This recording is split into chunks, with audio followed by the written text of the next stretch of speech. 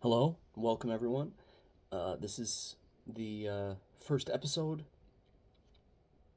of our historical series, and it has to do with colonialism, imperialism, racism, things that today in Western society are described as like the greatest historical evil.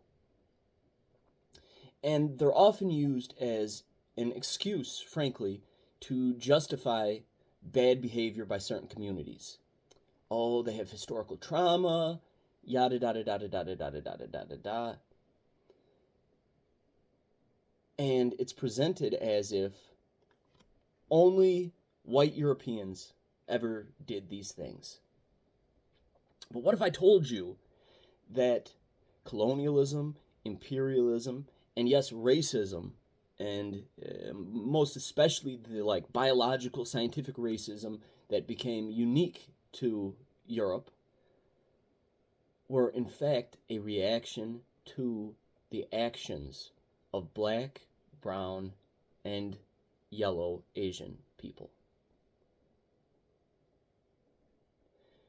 So, we're going to jump right in.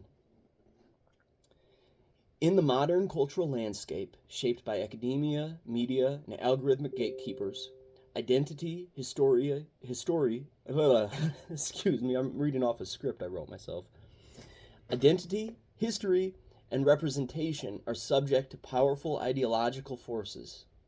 The dominant narrative, widely accepted in educational, artistic, and digital spaces, is that history is the story of white European conquest, colonialism, and domination over others. While this view captures a partial truth, especially regarding the very recent colonial period from the 15th to the 20th centuries, it flattens a much more complex and cyclical history of human interaction, mutual aggression, and conquest. And more troubling still, it erases the legitimate suffering and historical trauma experienced by Europeans themselves. In this new ideological regime, some identities are elevated through myth and reinvention, while others are censored, vilified, and outright erased. This essay will explore how erasure of white European experiences, particularly as victims of enslavement, conquest, and ethnic targeting, has shaped today's one-sided understanding of racial power. From the invasion of Moorish Spain to the Barbary slave raids, from Ottoman harems to Mongol terror, the historical reality is that Europe was not merely a colonizer. It was often the colonized. Racism as a modern ideology emerged not from a vacuum. Europeans did not just decide to be mean. It came from centuries of existential fear, cultural trauma, and war. Dark skin became synonymous with a rapacious invader. That isn't something Europeans just invented. That was behavior they came to expect over centuries. By telling this fuller history, not to justify racism, but to better understand its origins, we may finally begin to break the cycle of resentment and division that continues to haunt global race relations. This essay is going to be structured in 5 sections: the historical amnesia in modern culture, Moorish conquest and the roots of Spanish trauma, the Barbary slave trade, and the market for European flesh.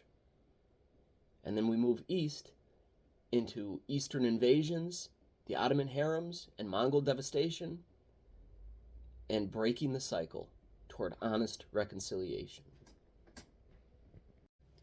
Part 1. Historical amnesia in modern culture. Modern education and media operate under a selective historical lens, highlighting certain injustices while obscuring or minimizing others. In classrooms across the West, students are taught to view history through the prism of European guilt, colonialism, slavery, racial supremacy. These are real historical phenomenon, and they deserve honest scrutiny. However, what is absent from the narrative is any serious treatment of the historical traumas experienced by Europeans themselves. This one-sided framework transforms the historical record into a morality tale, where the roles of oppressor and victim are fixed, eternal, and racially preordained.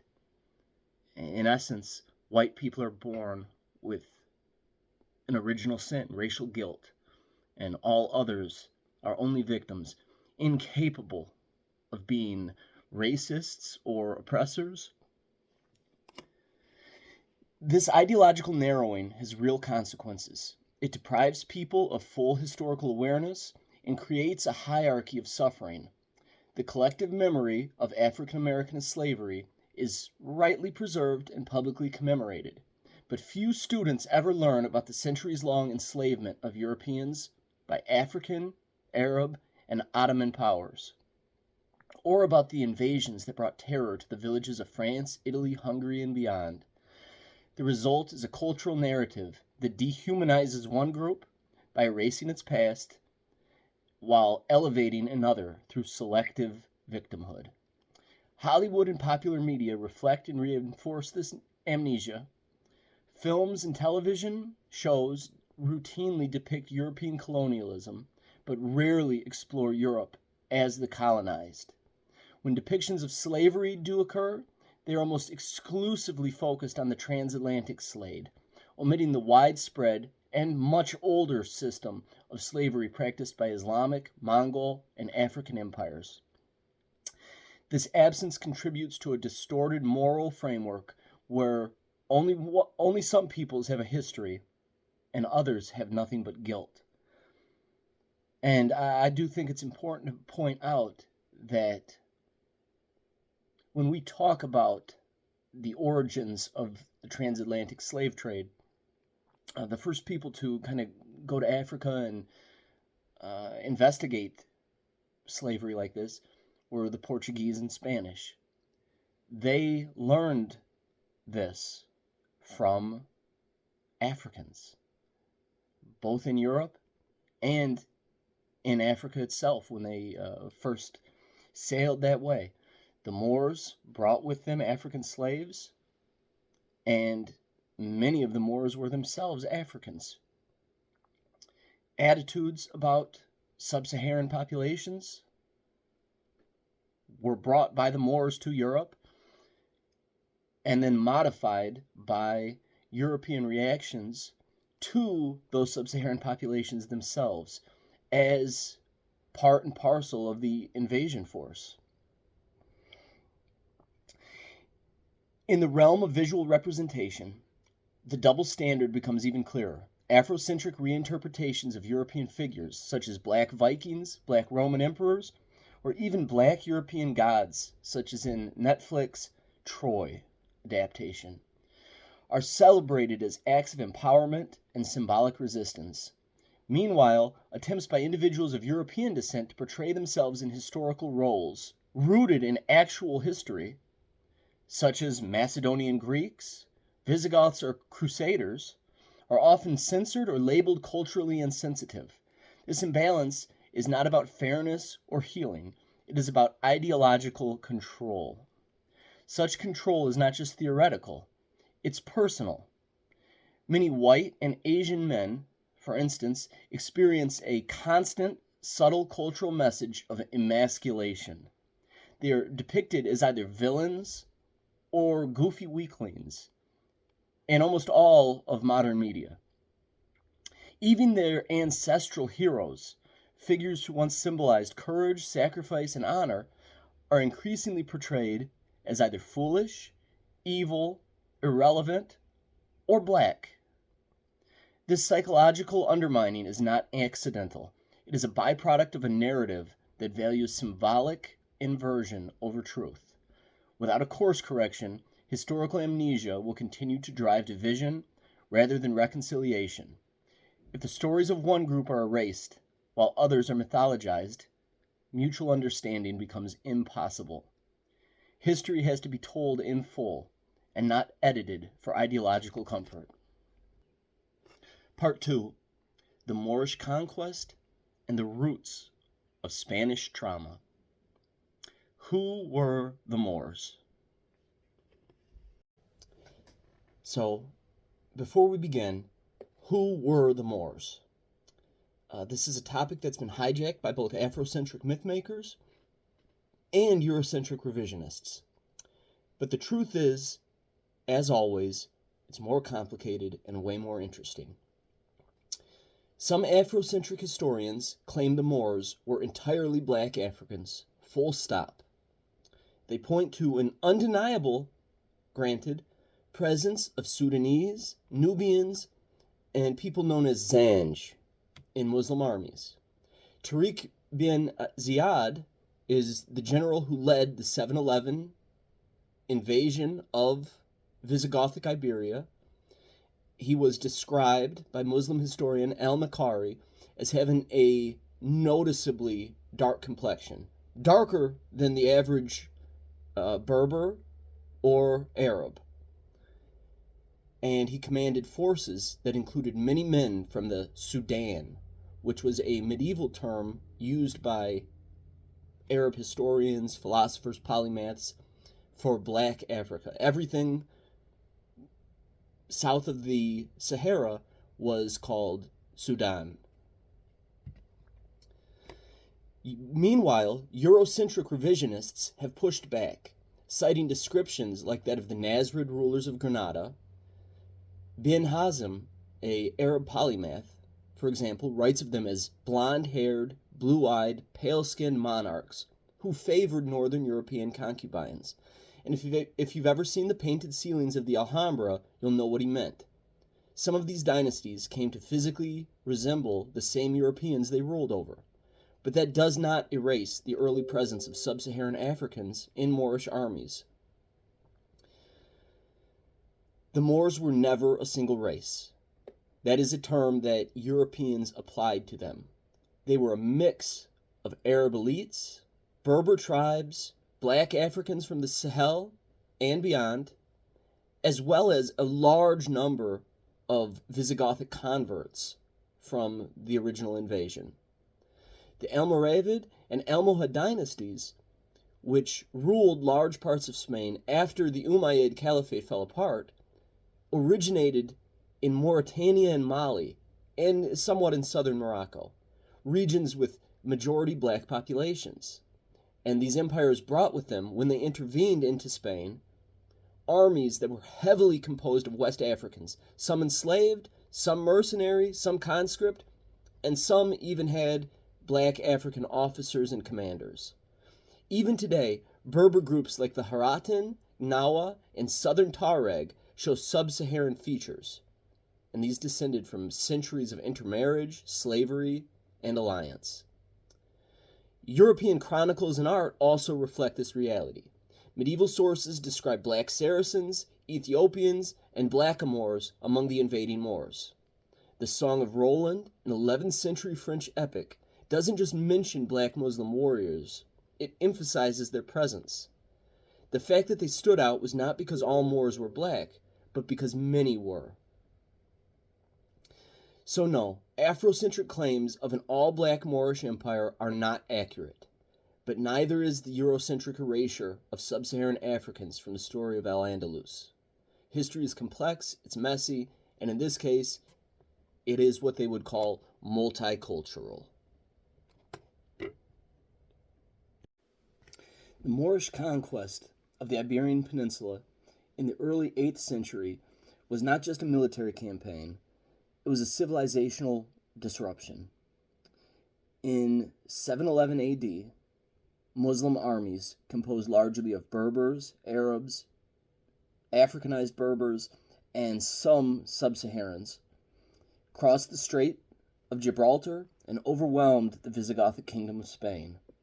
Within a few years, most of the Iberian Peninsula fell under Islamic rule, with the exception of a few Christian strongholds in the north that became the Kingdom of Asturias, and later Navarra, the Basque Kingdom. The conquest did not merely displace rulers. It brought a new religious, cultural, and demographic order. Large numbers of Visigothic nobles, Christian women, and children were taken as captives and enslaved. Chroniclers like Isidore of Beja and later European sources recount the mass enslavement of Christian populations during these early periods. A lot of modern historians try to present this narrative that Al-Andalus was this multicultural kingdom of harmony where Muslims were kind, just rulers over the native population. This couldn't be further from the truth.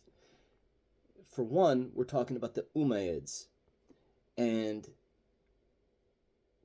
the Umayyads are the original Islamic caliphate back in Syria. And how did they get to Iberia? Well, they were ruling their caliphate in the Middle East, and it was an extremely racialized and ethnocentric form of Islam that they practiced. In these early days, because most of their tax money came from the dhimmis, people of the book, who had to pay tribute to the Islamic overlords. So they discouraged non-Arab populations from even converting. It was impossible for somebody that was a non-Arab in the Umayyad Caliphate to rise in any sort of social position or to have leadership within Islam. So you already had this extremely racialized narrative coming with the Umayyad Caliphate and its form of Islam, where Arabs are in charge, Arabs are the master race, Arabs dominate the society, and all others are beneath them.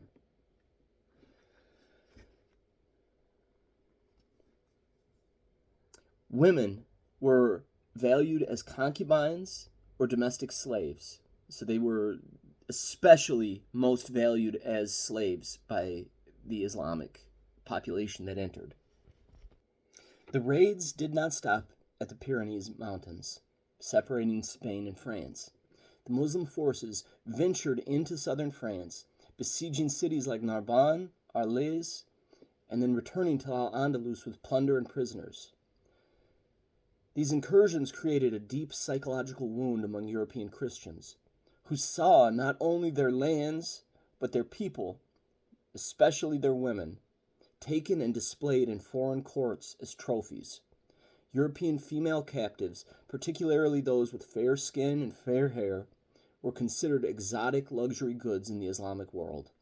Light-skinned concubines fetched the highest prices in the slave markets, and Islamic texts, including certain hadiths, speak admirably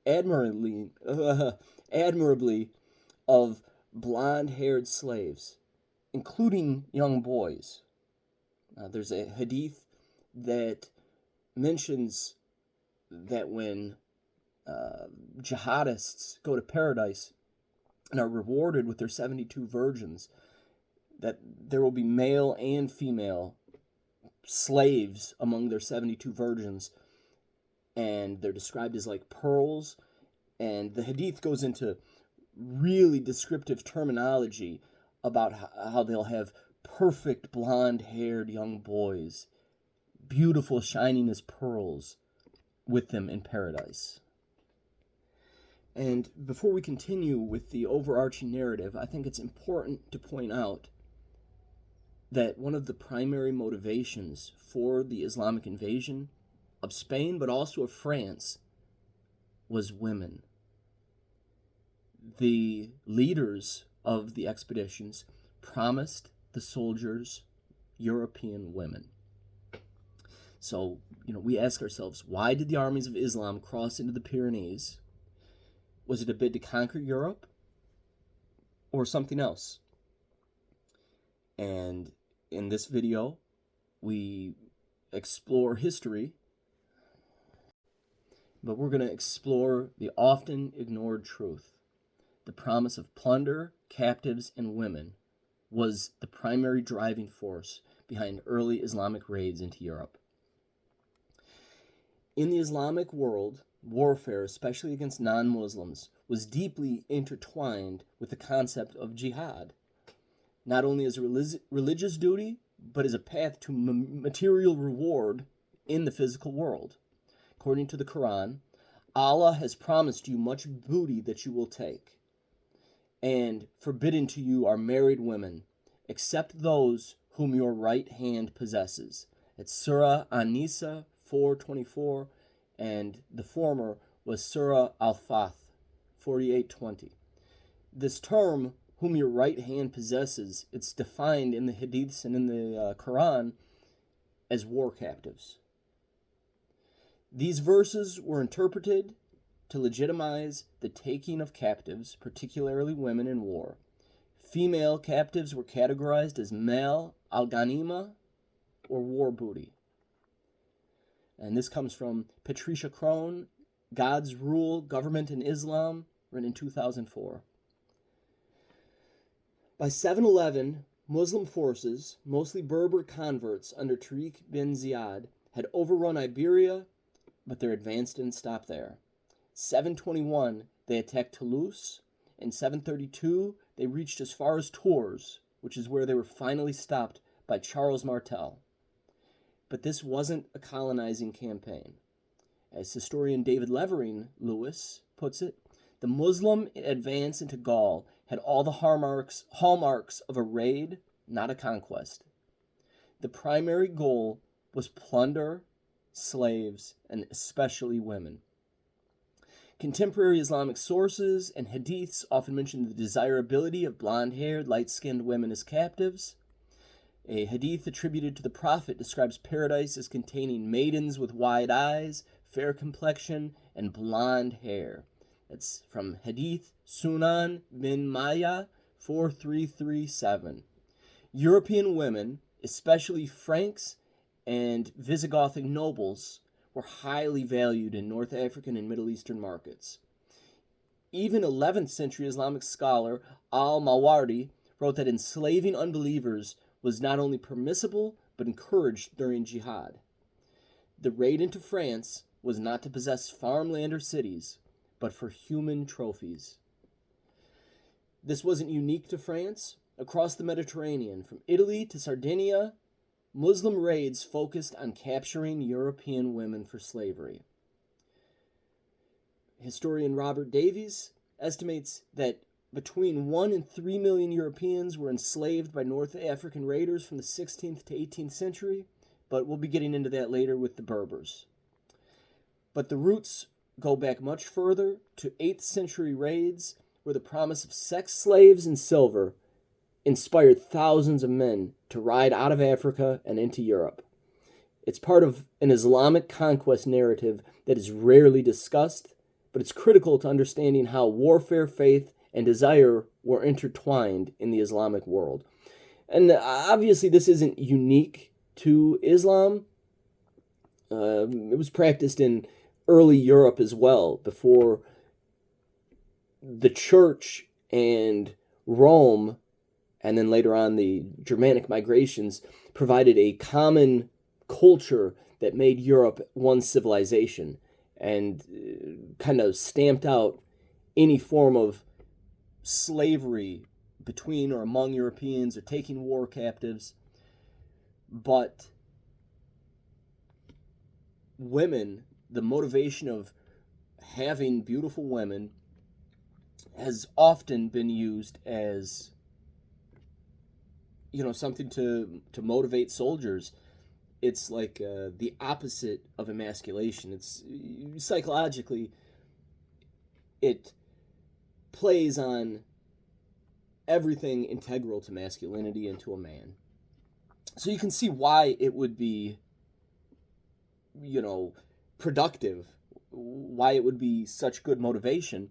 But because of the exoticization of blonde, Nordic-looking European women, there was a real, desire for predation on European populations in Africa and the Middle East, and I think we can see some of that playing out in modern day as well. So history isn't just about armies and dates, it's about what motivates men to fight. And in the early Islamic world, as in many others, the allure of enslaved women was not a side effect of war. it was the strategy. Understanding this dynamic is crucial. It does not excuse later European racism or colonialism, imperialism, white supremacy, but it helps explain why, when Europe finally turned outward in the Age of Exploration, it did so not simply with ambition, but with fear and a desire to reverse centuries of humiliation, and more importantly, to ensure that this humiliation were to never happen again. To omit this context is not just academically dishonest, it perpetuates a false moral binary that fuels contemporary resentment and division. And what's quite interesting is that today you often hear from African American commenters or Jewish commenters some variation of never again, talking about their collective traumas in the past. And this is at its heart the same thing that happened to Europeans when they went and did imperialism and colonialism. They were thinking to themselves, as a whole, collectively, never again. Europe, as a collective psyche, decided that the only way to prevent future victimization was to take the fight to these uncivilized places.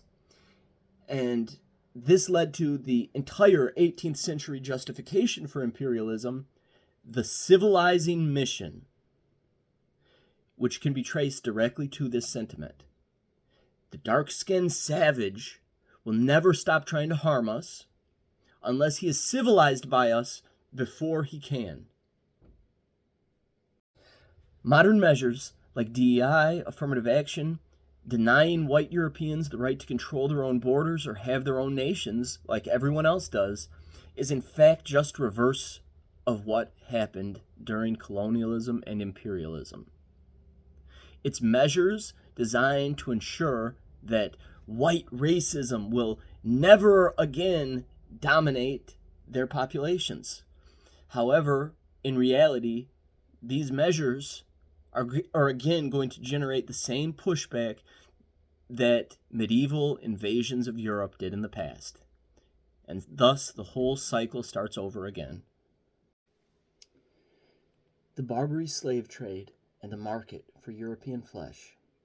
Following the defeat of the Moors in Iberia, the cultural trauma inflicted by centuries of occupation did not end. It evolved.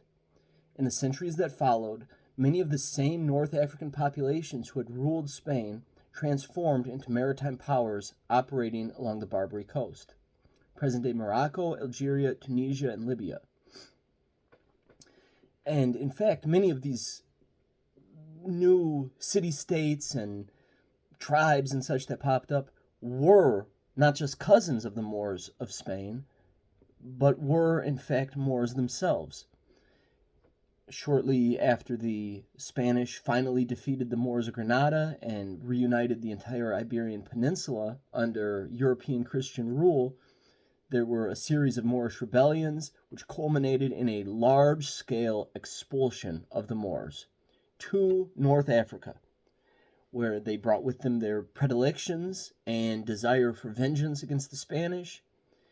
And even though they were nominally under Ottoman control, they developed a powerful seaborne economy that was rooted in piracy and the enslavement of Europeans, especially women. Men, they usually gave them an opportunity to be ransomed after they served some years as galley slaves, servants, workers of various kinds. But women, white European women, were so valuable that they never bothered allowing Europeans to ransom them back. When they would be captured and taken, they were gone for good. And we're going to go into a brief interlude explaining white slavery, the forgotten slave trade when Europeans were the captives. When we hear the word slave trade, we think of Africans in chains, and that's mostly because of academic and media depictions.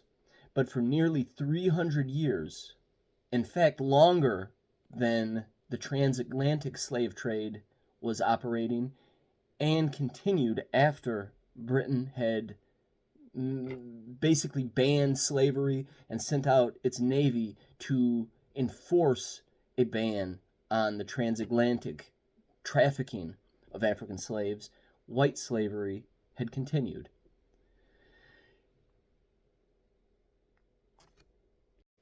So, for nearly 300 years, white Europeans, men, women, and children, were captured, kidnapped, enslaved, and sold in the markets of North Africa.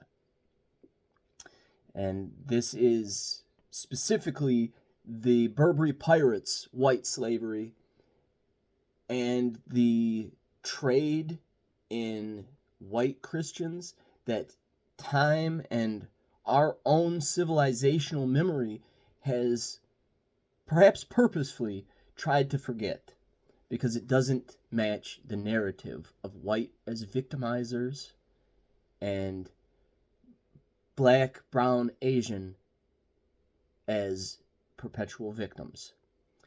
The Barbary pirates were Muslim corsairs operating from the North African coast, modern-day Morocco, Algeria, Tunisia, and Libya. They were based in Ottoman-sponsored cities like Algiers and Tunis, and they terrorized the Mediterranean from basically the moment the Moors were expelled from Spain in the 1500s all the way up until the 1800s. Their mission was raiding coastal towns, hijacking ships, and taking captives to sell as slaves in North African markets.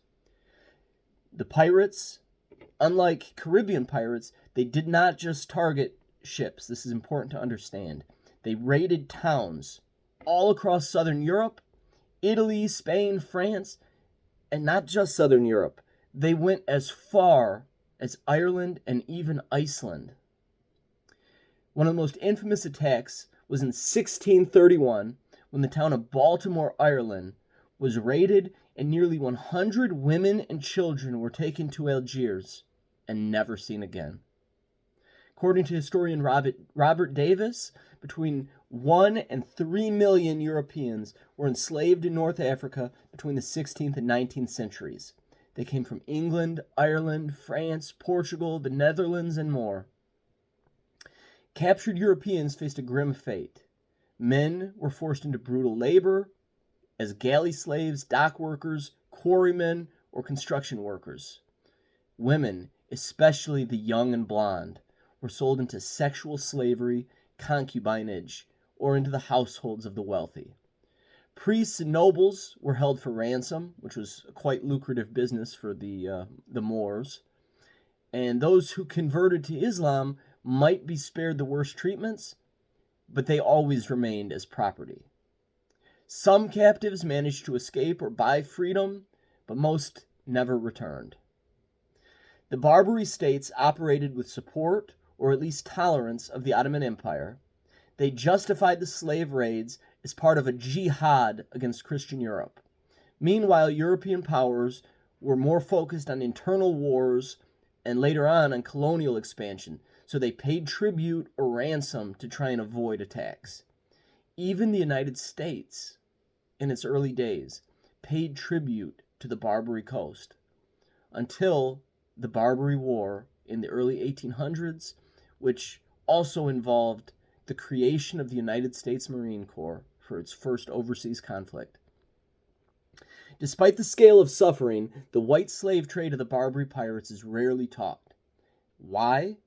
Well, because it doesn't fit neatly into modern narratives of colonialism or oppression. But historical memory has to be honest. Whether enslaved in West Africa or North Africa, whether black or white, the chains were real, and that suffering was real. History isn't always simple, and it is never black and white. We need to remember the men and women who were stolen from their homes and vanished into the slave markets of Algiers. They, too, deserve to be remembered.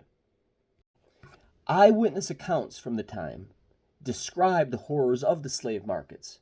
Ottaviano Bon, a 17th century Venetian ambassador to Istanbul, wrote extensively about the Evre Pazarlai, women's slave market, where European girls were examined like livestock to determine their price. Attributes like light skin, blonde hair, and sexual virginity dramatically increased their value. These girls were purchased for sexual exploitation and inclusion in harems, and traders were even held financially responsible if a slave advertised as a virgin turned out not to be. Such practices were not anomalies. They were systemic and profitable. European slave women were seen as symbols of status and wealth. According to historical records, white European girls could fetch up to 1,000 gold dinars, making them a luxury item for an elite households. Captivity narratives such as that of Eliza Bradley, a British woman captured, enslaved in North Africa, and sexually exploited, reveal the psychological and physical toll of such experiences. Her account details abuse, exploitation, and the terrifying dehumanization at the heart of the slave economy. These raids left a mark on the European psyche. Entire villages along the Mediterranean coast were abandoned, their populations having been taken or having relocated inland for safety.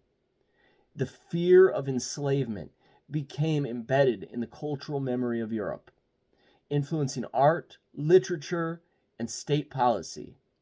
The legacy of these raids is largely forgotten today, but at the time they were regarded with the same horror that modern populations associate with the Atlantic slave trade.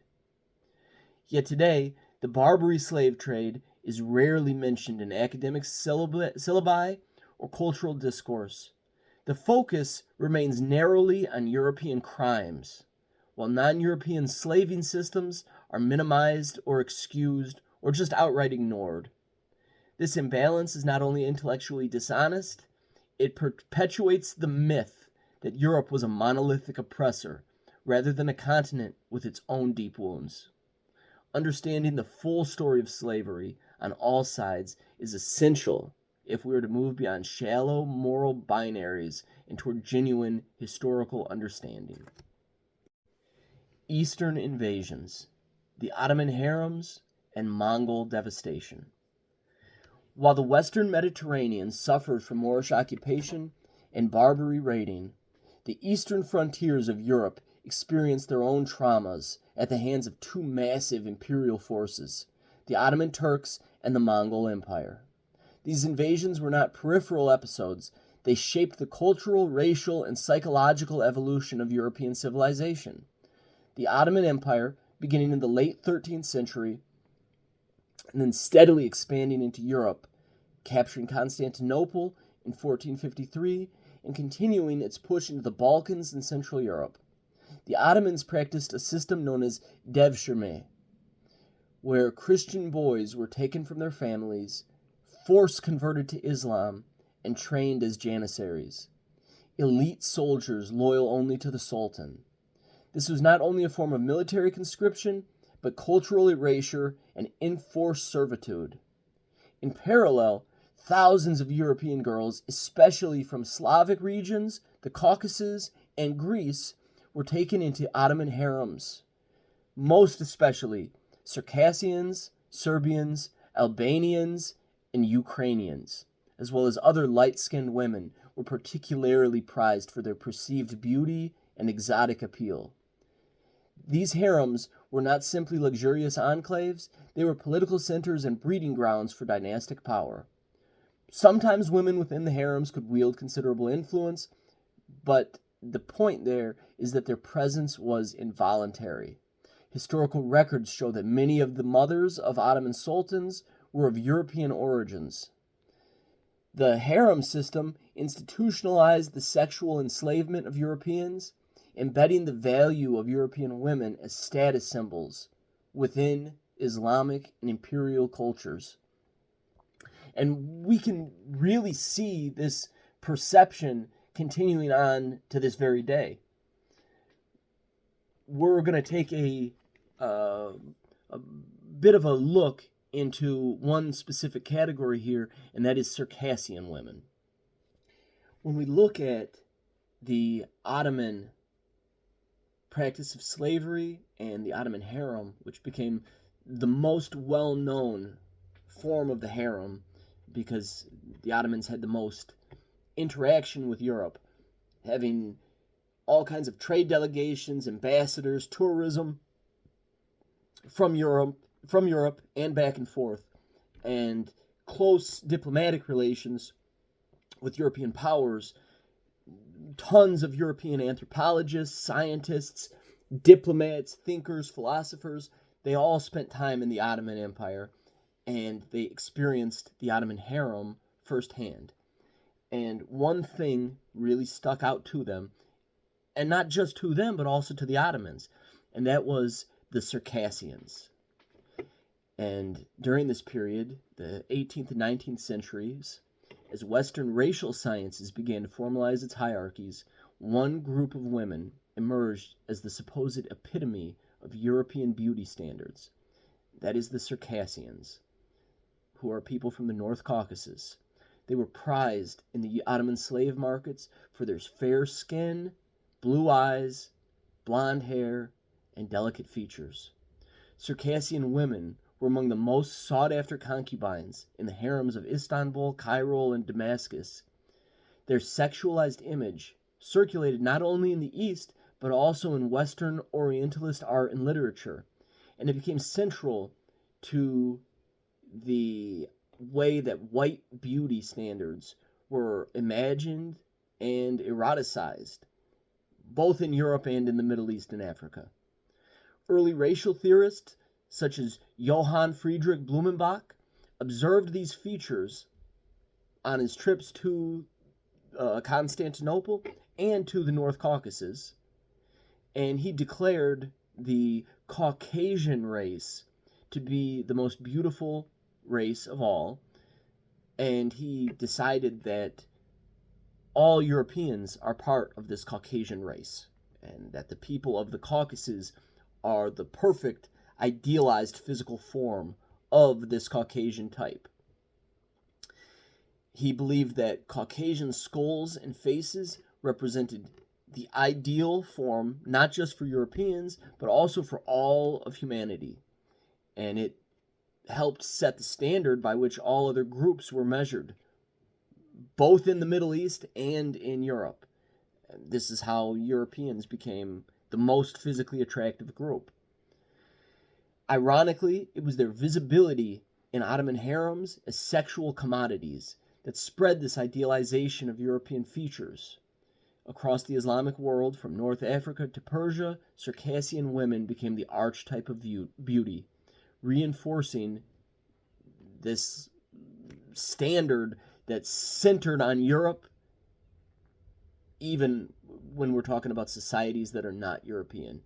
And a major byproduct of this cultural tendency became the just overarching desire for European women, and also a desire to possess, conquer, and defile them.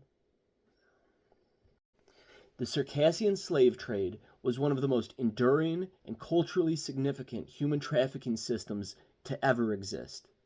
Lasting from the medieval period into the late 19th century, it was fueled by both the region's geopolitical instability and a deeply entrenched aesthetic idealization of Caucasian women, and in particular Circassian women.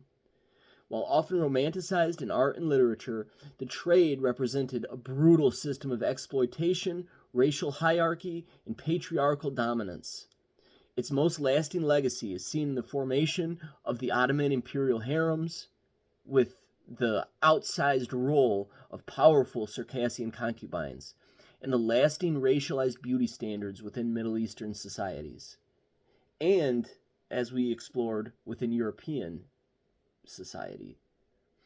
Circassia, a mountainous region between the Black Sea and the Caspian Sea, was historically fragmented into a number of tribal societies with almost no centralized authority.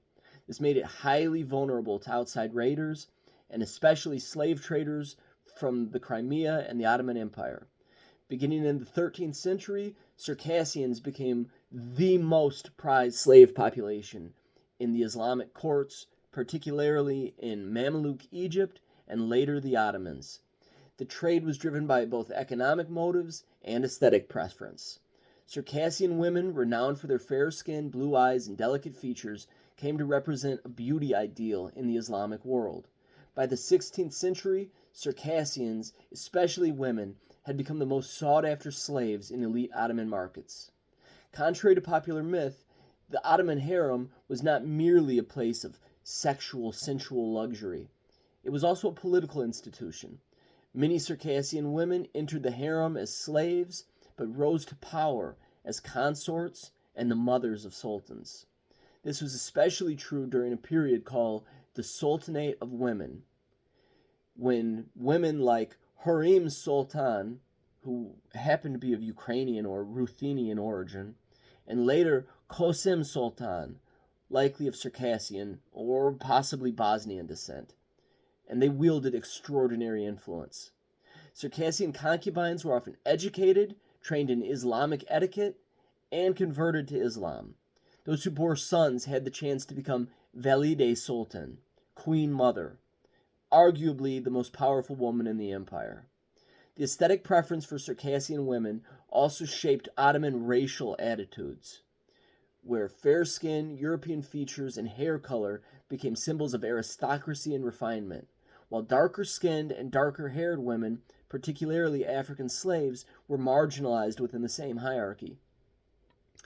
And it's also important to point out that after the Ottoman Empire fell and Ataturk built the new Turkey, he developed it right alongside an entire racial ideology. And Ataturk and this Turkish unified theory of Turkish race or Turkish history, I forget the exact name at the moment, it basically decided or proclaimed that Turks are native to Turkey, they're descendants of the Aryan Hittites, and are biologically an Aryan people, equal to the Europeans. Identifying with the Europeans culturally and racially was a major part of Ataturk's development of the Turkish state. And a lot of it was driven by this Turkish beauty idealization, particularly of Circassian women. The primary suppliers of slaves, of Circassian slaves that is, were the Crimean Tatars, who raided the Caucasus and then sold captives to Ottoman markets. Later, local Circassian nobles themselves participated in the trade, selling war captives, sometimes even their own daughters, for prestige or wealth. Circassian girls were typically trafficked through slave markets in Istanbul, Cairo, or Aleppo, and that's where they underwent medical inspection, grooming, and renaming. Many were sold directly to royal households or high-ranking officials, while others were used in more modest and elite homes. By the 18th and 19th centuries, Circassian slave women could fetch astronomical prices. In some cases, families in Circassia would groom daughters specifically to sell them into elite Ottoman households, seeing it as a route to power and security. The Circassian slave trade declined in the mid to late 19th century for several reasons. Russia conquered the Caucasus, which devastated Circassian society. The Crimean War disrupted Tatar trading networks, and growing European pressure, especially from Britain, led the Ottomans to begin gradual abolition of slavery. For a while, enforcement was weak, but the holding of white slaves, in particular, was something that they came down on extremely hard. Despite these legal bans, the trade lingered in underground shadow markets well into the 20th century, particularly in rural and aristocratic contexts. So we're talking about not the urban aristocracy, but the rural landowning aristocracy on very large estates and very far from Constantinople. They kept the practice of slavery going for a long time. Today, the legacy of the Circassian slave trade lives on in multiple ways. Many modern Turkish, Egyptian, and Middle Eastern elites often claim Circassian ancestry with deep pride in it. The aesthetic idealization of light-skinned, European-looking women in many Islamic societies can be traced to the cultural dominance of Circassian beauty standards and the racial sexual hierarchy that emerged in the harem, where Circassians were the elite and black Africans were the servants, echoes in contemporary conversations about colorism, not just in the West, but also in the Middle East itself. The Circassian slave trade was a complex system of gendered and racialized exploitation. Unpacking it is a very important part of exploring this legacy. An important brief stopover while we're talking about the Circassians. All Europeans were widely desired by the Ottomans as not just sexual slaves, but also slave soldiers. But Circassians in particular were favored not as janissaries, but as Mamelukes. And the Mamluks were an elite military caste, and they ended up being a really dominant force in Egypt. They were composed primarily of enslaved boys from the Caucasus and Eastern Europe. Upon arrival in Egypt, they would be converted to Islam, rigorously trained in martial disciplines, and closely bonded with each other in a warrior brotherhood. They eventually took over Egypt and established their own Mamluk dynasties there. And the leadership was kind of unique because it fairly rarely would pass through heredity. Instead, it would be passed around among the military elites. The Burji Circassian Mamluks ruled Cairo from the Cairo citadel and presided over a super cosmopolitan state. And a really interesting story that comes out of this, one that I'm going to use for a short, is the story of the Sultan and the singing girl. One day, a Mamluk Sultan, boy of Circassian heritage, who had been sold into slavery, now risen to rule Egypt, he was walking in disguise anonymously through the slave markets of Cairo, and he sees all the beautiful women being sold as slaves. And there, as he's going through, he sees a naked, gorgeous, young Circassian girl. They're trying to auction her off. And she's singing a famous Circassian lullaby. He hears it, and he hasn't been around Circassian women hardly ever. I mean, he's been taken from Circassia and raised in the Arab world as a slave soldier, and then he takes over and becomes sultan. But he hears this song, and he has all these feelings of nostalgia and sorrow, and he gets emotionally, mentally transported back to the mountain valleys of his youth. And he remembers that his mother used to sing this song to him. He was moved to tears, and he felt a profound kinship with the girl. He fell to his knees, and he wrapped his arms around her, crying. This huge warrior, with long blonde hair, big yellow beard. He's on his knees, crying in front of this beautiful woman. He purchases her freedom. He brings her to his palace, and he marries her and makes her his number one, if I'm remembering the story right, actually his only wife. He doesn't take any others.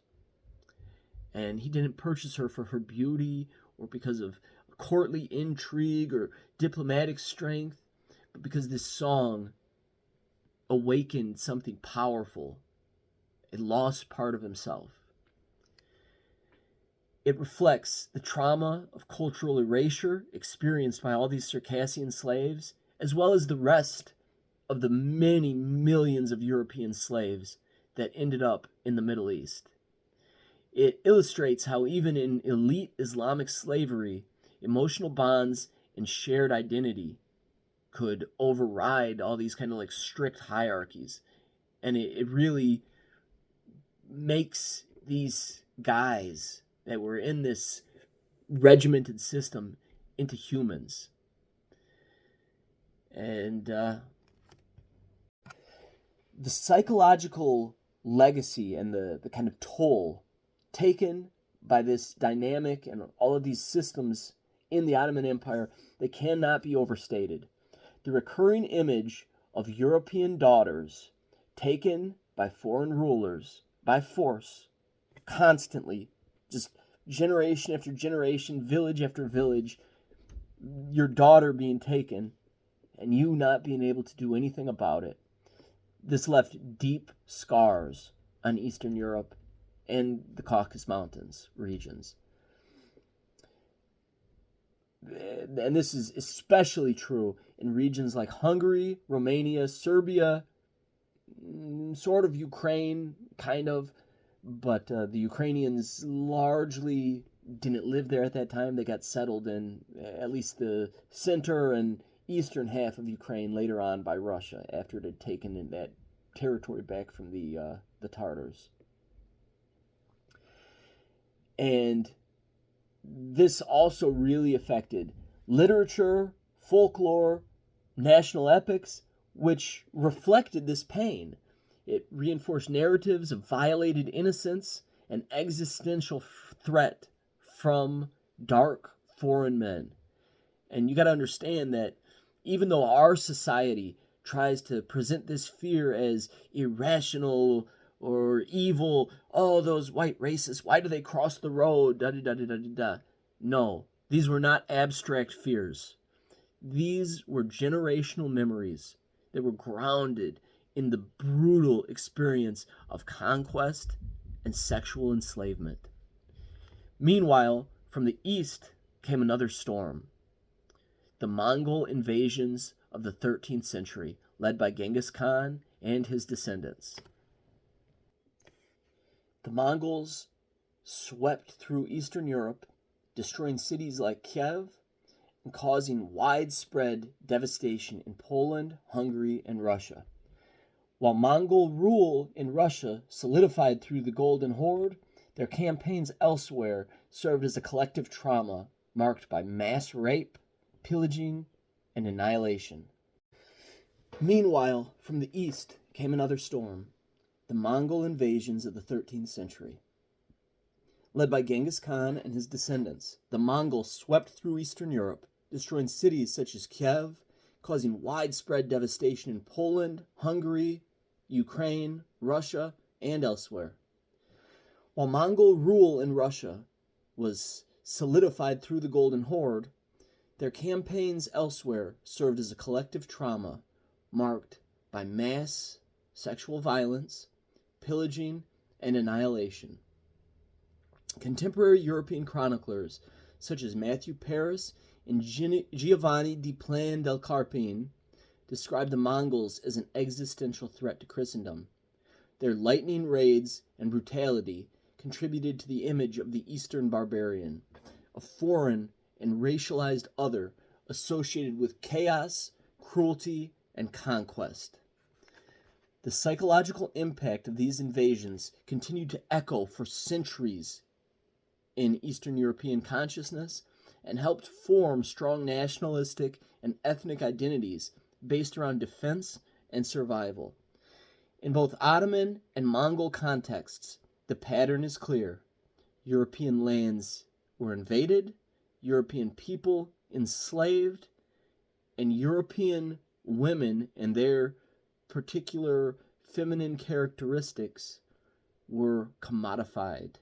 They became objects, things to be sold. Conquests. These historical truths are hardly ever emphasized in modern discussions of race, slavery, empire, or colonialism. Instead, the focus tends to be on Europe only as a projector of violence and conquest, rather than just a receiver of it, or in reality, the primary receiver of it. The Moors were not conquering Africa because of lust for and like idealization of European beauty as something that they need to possess, as a motivating factor for, we have to invade these people because they have women that we desire. You got to understand just how insidious this type of warfare and conquest was. These people were not building empires. They saw Europeans as a people to be sexually dominated, as one of their absolutely primary motivations for invading Europe. Understanding this history is vital, not to invert guilt or hierarchy, but to restore complexity and honesty to the global historical narrative. Without acknowledging that Europe was shaped by centuries of trauma at the hands of non-European powers, we cannot grasp the full context of why modern ideologies of race emerged as they did, nor can we build true empathy between cultures if we only validate the suffering of some while silencing that of others. Today we explored a number of attempted conquests of Europe by foreign, dark-skinned civilizations. But what's really interesting is how these invasions shaped the European psyche. The two most obvious and profound effects is colonialism and its justification through the civilizing mission narrative of the colonial powers, as well as the civilizational myth of the purity of white womanhood. These two narratives, while seemingly separate, are deeply interwoven with each other. And by examining them as a singular phenomenon, we can see that European colonialism was not born solely from greed or superiority. It also carried deep anxieties, especially about an outside racial threat and the violation of white womanhood. For centuries, Europe had been on the defensive. From the Umayyad invasion of Spain in 711, to Ottoman slave raids, to the Barbary pirates' abduction of women from coastal villages, dark-skinned Muslim and African forces repeatedly penetrated the European frontier for the purpose of taking European women as slaves or concubines. This repeated historical trauma, particularly the sexual predation upon white women, helped forge a racial imagination in which dark skin became synonymous with danger, lust, and savagery. Historian Robert Davis explains in Christian Slaves, Muslim Masters, over 1 million Europeans were enslaved in North Africa, many of them women, and they were prized for their whiteness and sexual desirability. By the 18th and 19th century, this legacy had inverted itself. European powers, once victims of the other, now launched imperial campaigns with a psychological mandate to tame the dark-skinned world before it could strike again. The civilizing mission, as traced by scholars like Edward Said in Orientalism, was not just about the moral uplifting of dark-skinned peoples. It was also a form of presumptive dominance, a way to defend European bodies and souls by conquering the source of past humiliation.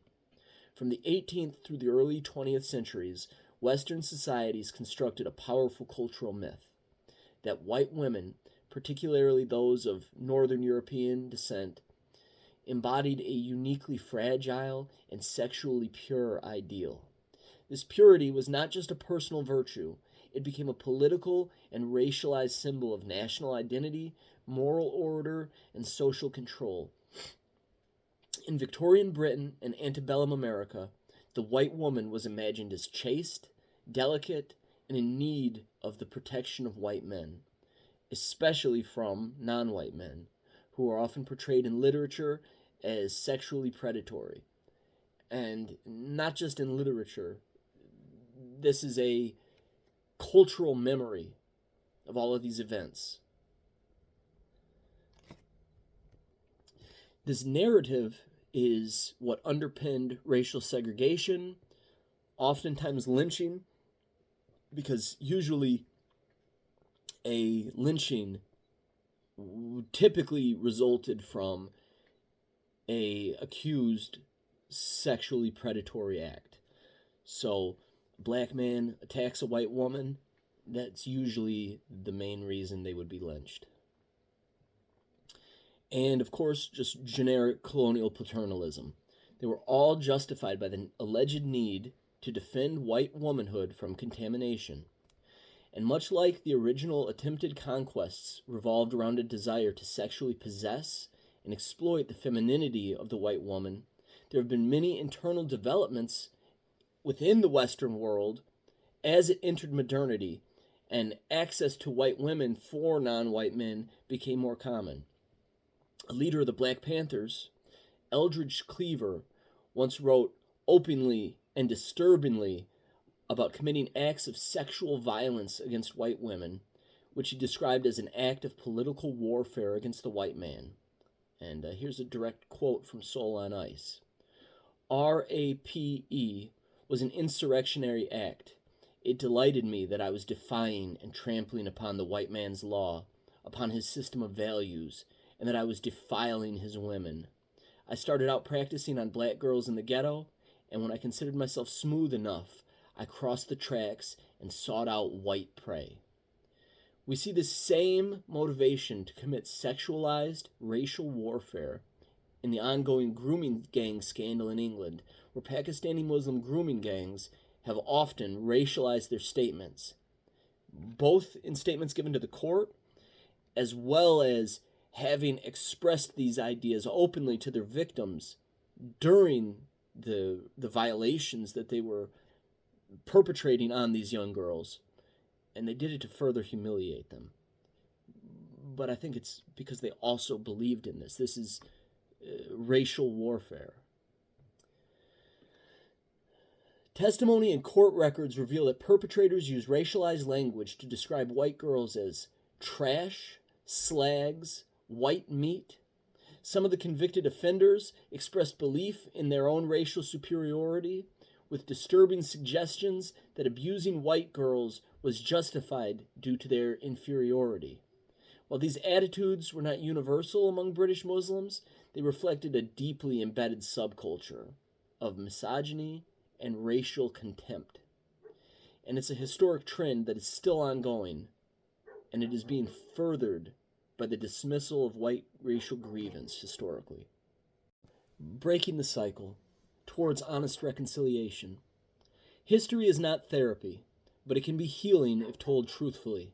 Today, popular culture and institutional discourse elevate some traumas while silencing others.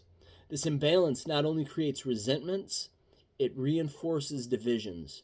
We are told to listen to voices of the oppressed, yet millions of voices, especially those of Europeans who experienced enslavement, invasion, and cultural erasure as part of their cultural memory and inheritance, are dismissed because they do not align with the preferred narrative. Reconciliation cannot begin on a foundation of selective memory.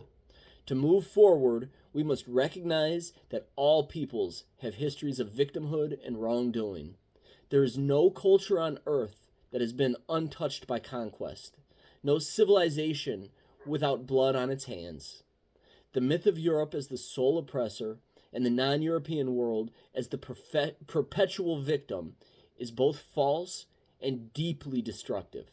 It infantilizes non-European cultures by denying their agency, and it demonizes European identity by treating historical trauma as justification for cultural erasure today. Academia must begin to lead the way in restoring balance. This means expanding curricula to include Europe's experiences of being colonized, invaded, and enslaved. Not to create a new hierarchy of suffering, but to reflect historical complexity. A student should learn not only about the Atlantic slave trade, but also the Sakaliba, the Janissaries, the tribute of Christian virgins, the Barbary raids, and the Mongol invasions. These are not fringe facts. They are central to understanding how modern Europe developed its fears, institutions, and ideologies, including racism itself. Media and art must also embrace nuance. Representations of the past should not be tools of political inversion, where fictionalized empowerment for some requires the dehumanization or erasure of others. Instead, we need stories that tell the truth. Stories of mutual suffering, shared struggle, and complex identities. There's power in telling a story that doesn't flatter, that doesn't moralize, but simply acknowledges what happened. Such stories open space for empathy. On a personal level, we must allow every person the dignity of their heritage. No one should be made to feel ashamed of their ancestry, whether they descend from kings, serfs, slaves, or soldiers. It is through this rootedness that people find meaning, responsibility, and connection to the human family. To deny that rootedness through censorship, ideological bias, or racial guilt is to alienate the individuals from their own past. Reconciliation is not about erasing differences. It's about telling the truth, fully, honestly, and without fear. Only then can mankind have a shared future in a shared country where identity is not a weapon, but a thread in a larger story of human survival, triumph, and understanding.